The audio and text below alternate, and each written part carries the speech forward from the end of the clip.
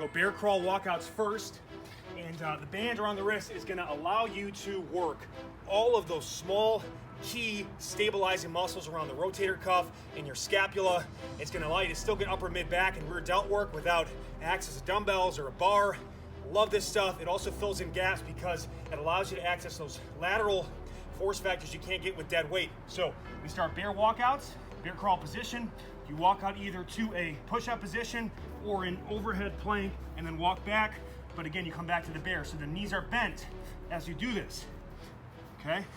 In the next one, what we do is we do a push-up walkout. So now legs are straight. So more of a hip hamstring mobilizer, but it's a great way to stack them together. Because again, man, shoulders for a minute are just gonna get lit. And again, built-in warmth as always. From there we go squat iso. You're gonna actively push out against the band. Now, just so you know, these stabilizers are gonna be smoked. They're gonna start going about halfway. It's like all right, blowing bubbles at the end of it. So you have to take brief pauses and relax, get back into the contraction when you can. Sit into your good squat position, chest up, knees out, sit tall, and obviously, see what happens when I'm relaxed at the shoulders, they round. When I go, boom, activate that rear upper back, rear shoulder, upper buck, musculature. Right there, thumb up, push out against, hold that. So good for correcting your squat pattern, smoking the upper back. There, linear plank walk. So push up position, you'll do right here. Come back. Keep rolling that, keeping the hips and shoulders square, all right? From there we go lateral, linear to lateral. So now we're gonna get a little more of a outward emphasis. You're gonna feel this a lot more in the rear delt. Love this one. So side to side, keep the hips and shoulders square to the ground. Man, I know you hate it, but you're getting better right now, so stick right through it. This one, I think is the most challenging because right now your shoulders are already burning. Do the best you can with it. If you can't go overhead with the arms, just at least get to shoulder level and push out like this. What we're gonna do is get to a split squat position. Heck, even start on the bottom here, lock it in.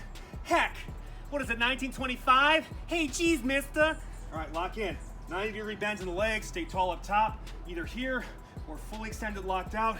And we're split squatting, crunching the abs, pulling the ribs and shoulders down, keeping tension out against that band.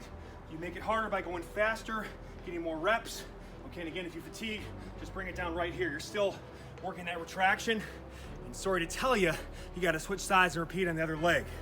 We finish with the final two movements here, switching staggered push-ups. So the stagger means we're like this.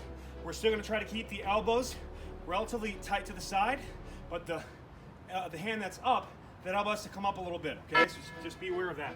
So I'm locked in. I'm gonna do my push-up,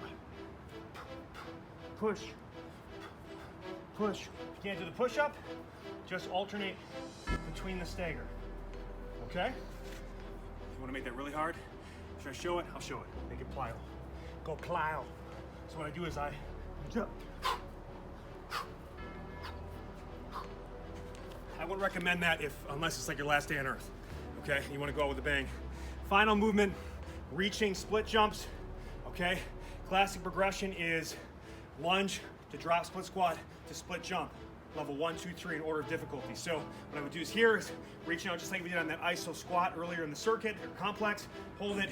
I'm just gonna keep that tension out as I quit with the quickness now, step back and forth, okay? Progression into drop split squat, okay? And then progression there to actual split jump, keeping tension out against the band. And then at the end, plyo clap, because we're done. Bye-bye.